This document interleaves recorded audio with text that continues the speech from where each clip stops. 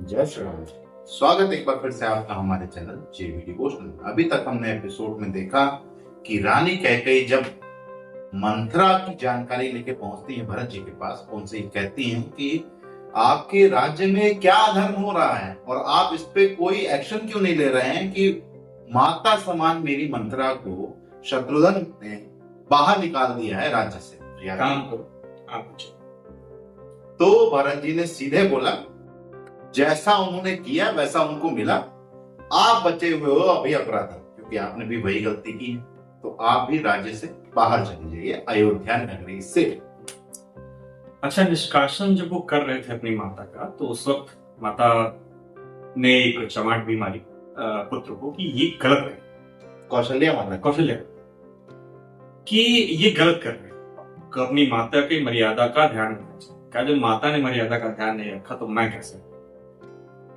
अच्छा, राज्य से बाहर निकलते ही उनको महर्षि जवाली दी। मैं एक बहुत ही सटीक लाइन कहा कि मुझे बहुत ही दुख हो रहा है जान करके कि तुम्हें अपनी गलती का एहसास नहीं, क्योंकि अगर एहसास होता तो आप अपने प्राण कब के त्याग चुके। आप अपने आप को जीने का अधिकार से वंचित करो। आपने अपराध तो किया है, लेकिन अपराध बोध नहीं, उस अपराध का आपको बोध ही नहीं है, क्योंकि आप अभी भी समझ रहे हो कि आपने सही किया है। तो मुझे इस चीज पे दुख हो। तो चलिए देखते हैं आगे माता के मन में, माता कैकेयी के मन में किस किस प्रकार की भावनाएं आती हैं, क्योंकि राज्य से निष्कासन के बाद सारी प्रजा का जो अभी तक वो देखिए कूपमंडूक वाली स्थिति का तात्पर्य ये है कि वो केवल एक ही व्यक्ति से बतिया रही थी, वो थी मंथरा। आप थोड़ा बाहर निकली हैं। तुम मंथरा के हिसाब से, उनके हिसाब से सब कुछ ठीक ठाक, वही तो तैयारी करना पड़ेगा। राज्य देंगे और लेंगे। जब हम लोग सीरीज देख रहे थे शनि, तो उसमें जब राहु की छाया पड़ती थी तो कैसे बुद्धि वही कुछ हुआ। तो यहाँ पर जैसे ही ये अकेले इनको बाकर के सारी टीचिंग्स दी और जब ये समाज में निकल के आए और अपने परिवार से बाहर निकल के, केवल समाज की ही बात नहीं है, बात ये है कि उनको किस तरीके से दिख रहा था और अब उनको क्या दिखाई देना चाहिए। महर्षि जवाली ने इसका एक साफ साफ दर्पण उनके सामने प्रस्तुत कर। चलिए मित्रों, बिना विलंब के शुरू करेंगे हम एपिसोड 126 पार्ट 1।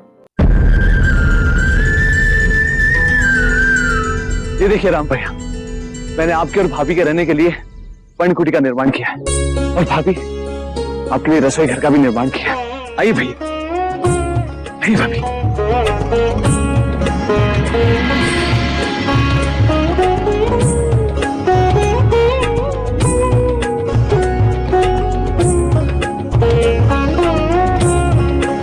भाभी, ये है आपकी रसोई।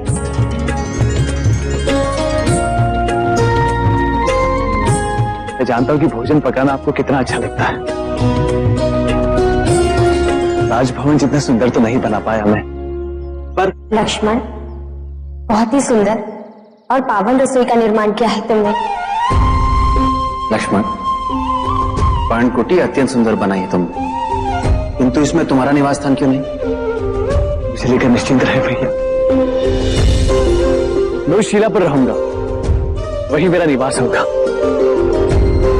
वहां रहकर आपकी और भाभी की सेवा करूंगा और इस पर्णकुटी की रक्षा भी।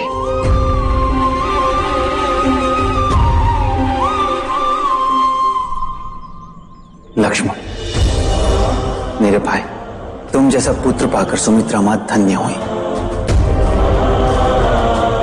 ऐसे त्याग जो बड़े बड़े ऋषि मुनि नहीं कर पाते, तुम यूं सहज ही कर लेते हो।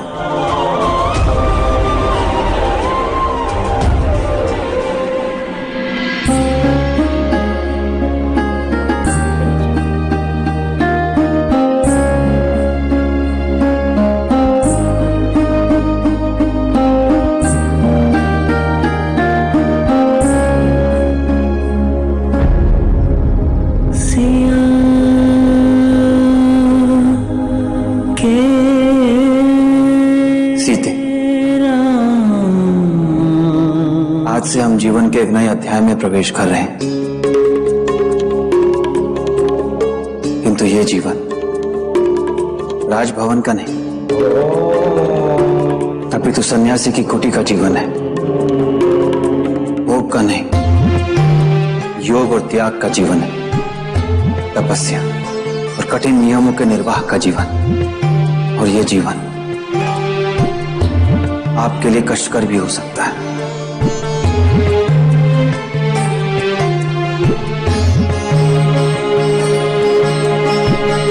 स्वामी, मैंने विवाह उपरांत जिस जीवन की कामना की मुझे तो वही मिला है।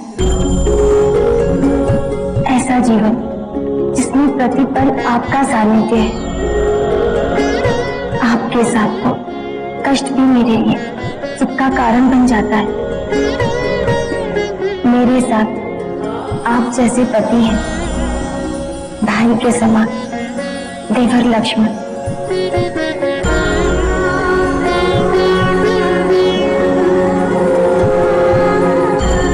यही मेरे लिए पृथ्वी का सर्वश्रेष्ठ जीवन है और यही मेरे लिए स्वर्ग भी।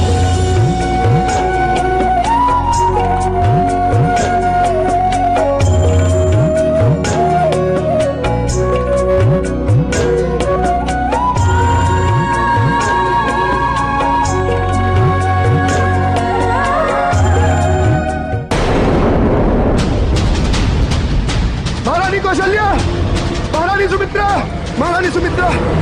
क्या हुआ? महारानी, वो रानी कैकेयी नदी के तट पर नदी में जल समाधि लेने जा रही हैं।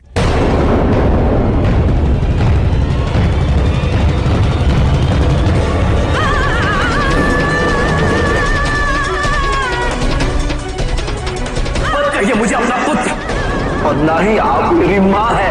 आपके कारण पिताजी ने प्राण त्याग दिए। आपके कारण मेरे राम भैया को अयोध्या छोड़ के जाना पड़ा। आज आपने मुझे अनाथ बना दिया। मैंने जो कुछ भी किया है तुम्हारे हित के लिए। यदि आप मेरा हित करना चाहते तो फिर जन्म देते ही मृत्यु क्यों नहीं दे दी आपने? पूत कपूत होते ये सुना था, माता को माता हो सकती है, इसका साक्षी हूँ मैं। आज मैं इसको माता का परित्याग करता हूँ। आज से मेरा और आपका कोई संबंध नहीं।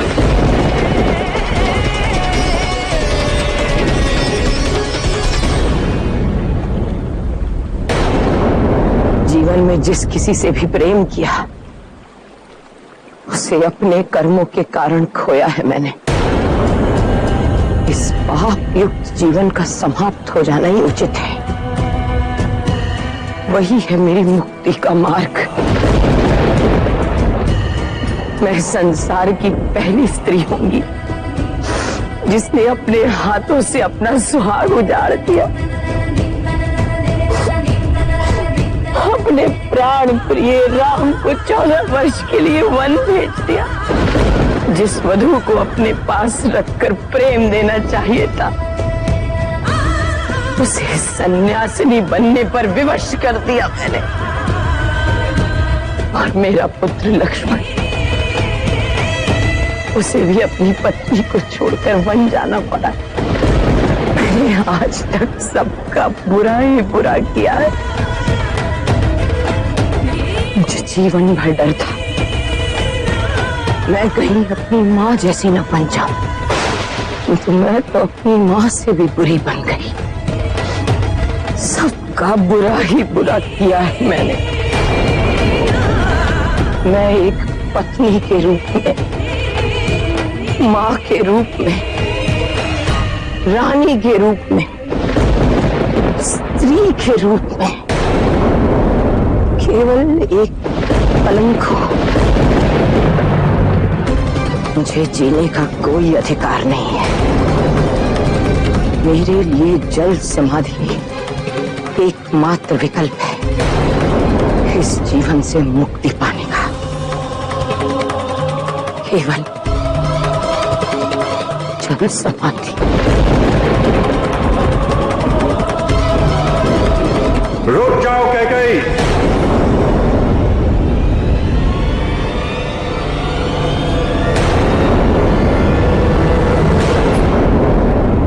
पापों से मुक्ति पाने के लिए मृत्यु नहीं, प्रायश्चित करना पड़ता है।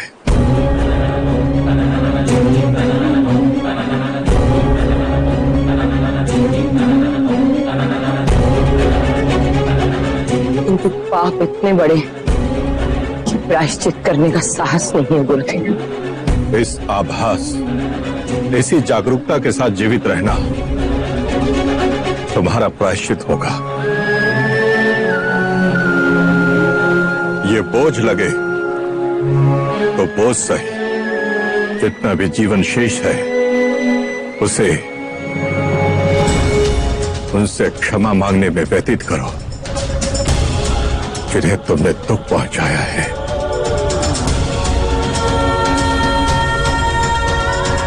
उनका सामना करो, उनसे भागो नहीं। तुम्हारा यह अपराध बोध तुम्हारा दंड होगा। और यही नहीं, तुम्हें इन 14 वर्षों तक राम, सीता और लक्ष्मण के सकुशल वन से लौट आने तक उनकी प्रतीक्षा करनी होगी। क्योंकि यदि राम ने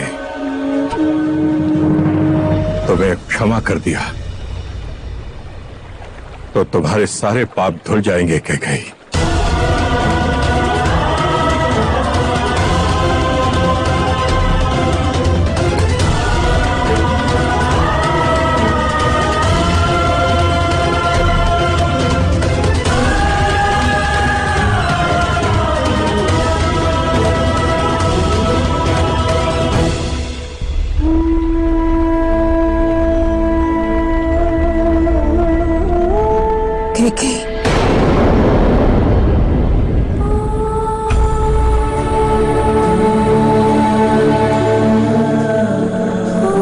मैंने क्या कर दिया दीदी, मैंने क्या कर दिया? नहीं कैकेयी, मुझे क्षमा कर दो दीदी, क्षमा कर दो।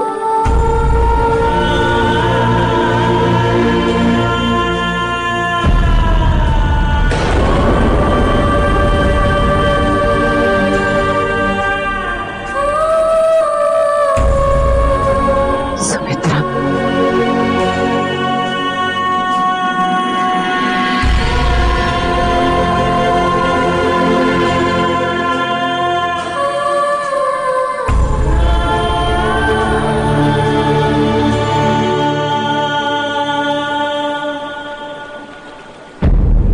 अपराध बोध, ग्लानि, ये मनुष्य के जीवन में इतने बड़े पहाड़ होते हैं जिनको चढ़ पाना लगभग मनुष्य जीवन के लिए असंभव सा प्रतीत होता है। आप अपने आप को गलत ठहरा पाए, इतनी हिम्मत बहुत बड़ी चीज है कि आप अपने आप को दर्पण में देखें और दर्पण से ये कह सके कि तुम्हारी गलती है, मेरी इस वक्त स्थिति हो रखी है उसमें मैं गलत हूं, ये कह पाना बहुत ही मुश्किल। जिस तरीके से देवी कैकेयी ने यह मान लिया कि हाँ उनके दोष हैं, उनके दोष ये हैं कि उन्होंने किसी और की बात में आकर के अपने घर में आ गए और आग ऐसी लगी कि वीरान हो गया है उनका अयोध्या नरेश के नारे। अभी के तत्काल प्रभाव में अयोध्या का कोई नरेश नहीं, कोई राजा नहीं, क्योंकि जिनको राजा बनना था वो वन में है और जो राजा थे वो स्वर्ग में, और जिनको राजा घोषित किया गया है वो राज्य देना नहीं चाहते। गुरुदेव ने बड़ी अच्छी बात की, प्राण देंगी तो वो पश्चाताप नहीं होगा। अगर पाप लग रहा है, जीवन बोझ लग रहा है, तो इसी के साथ जीना ही आपके लिए पश्चाताप रहेगा। किसी भावना के साथ आप हमेशा आपको ये याद रहे कि मैंने क्या कृत्य किया है, उससे कितनों के जीवन पे असर पड़ा। अभी आपने शायद भरत जी के चेहरे के भाव नहीं देखे, सबके चेहरे के भाव बदल गए। किसी न किसी रूप से लोगों ने अपना लिया कि हाँ ठीक है, हो गई गलती, क्या है मनुष्य। भरत जी के चेहरे के भाव अभी भी वही आक्रोश में। वहां पे हम लोगों ने वन की बात करें तो लक्ष्मण जी का क्या उदार स्वभाव देखा। राम जी ने जो बात बोली कि हे लक्ष्मण, जो कार्य तुम इतनी सहजता से कर लेते हो उस कार्य को करने के लिए बड़े बड़े ऋषि मुनि केवल सोचते रह जाते। बात सही। कि जब वन में कुटिया और रसोई बनाई जा रही थी तो अपने लिए भी तो एक कोठरी ढालना बहुत बड़ी चीज नहीं थी, लेकिन ना, माता ने कहा जिस प्रकार से हमें जीवन में जो कार्य चलता है हम बहुत खुशी से करते हैं, वैसे उनको लक्ष्मण अपने जी का जो टास्क है लाइफ का, वो ये है भाई की सेवा, भौजाई भैया और भाभी की सेवा, यही सिद्धांत है और यहीं पे जीवन समाप्त है। और हम लोगों ने अभी रिसेंटली जब कल की मूवी देखी थी उसमें शुरुआत में एक सीन था जब हमारे भगवान श्री कृष्ण जो है अश्वत्थामा की मणि निकाल रहे थे, उसके जस्ट पहले वो कहते हैं कि जो मृत्यु है वो जो है श्राप नहीं है, वो मुक्ति है। श्राप तो ये है कि उसी जीवन को आप ऐसे ही काटो। जीवन जीना ग्लानि से, श्राप अभिमान से, मरने नहीं दूंगा। आशीर्वाद आप, हाँ वही होता है, आप अभिमान से अपना जीवन काटे, स्वाभिमान से, अभिमान से नहीं, अभिमान गलत होगा, स्वाभिमान से जीवन काटेंगे, वही जीवन आपके लिए स्वर्ग हो जाए। और वही जीवन जब आप ग्लानि से काटेंगे तो वो नर्क के समान है। नर्क के समान, एक एक क्षण नहीं कटता है। चलिए एपिसोड खत्म, मिलते हैं अगले एपिसोड में, तब तक के लिए राधे।